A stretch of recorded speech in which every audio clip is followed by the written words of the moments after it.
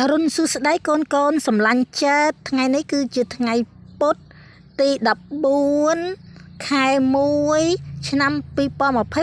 2026កូនកូននឹងទទួលបាននៅតម្រុយលេខដែលម៉ែប្រាស់ក្បួនចឹងគឺជាក្បួនដែលល្អឥតខ្ចោះគឺជាក្បួនគណនាហើយស្មើត្រឹមអត់មានលើសលួសគ្នាសំបីតែបន្តិចគឺអត់មានទេហើយក្បួនល្អយកមកគណនារួចហើយដើម្បីឲ្យកូនកូនដែលមានថវិកាតិចតួចចាក់ត្រូវចំថ្ងៃកុំឲ្យដេកផ្លូវនោះគឺម៉ែត្រូវការពេលវេលាឲ្យច្រើនក្នុងការពិនិត្យពិច័យផ្ទៀងផ្ទាត់ម្ដងហើយម្ដងទៀតដើម្បីឲ្យប្រកាសថាលេខនឹងចេញចំថ្ងៃចែកជូនកូនចាក់ទៅចាក់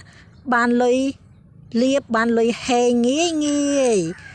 ចំពោះកូនកូនដែលចង់ចូលជាសមាជិកគឺ7ថ្ងៃ50000 15ថ្ងៃ80000មួយខែពេញបឹបគឺ150,000ណាកូនសម្លាញ់ចិត្តឃើញវីដេអូម៉ែហើយកុំភ្លេចជួយ like ជួយ share មកដៃមួយជើងទៅកូនឲ្យម៉ែសប្បាយចិត្តមាន power មាន power point ប្រឡឹងសប្បាយចិត្តហោះស៊ីប្រលិតពេលព្រឹកប្រលឹមណាពៅប្រលឹងចា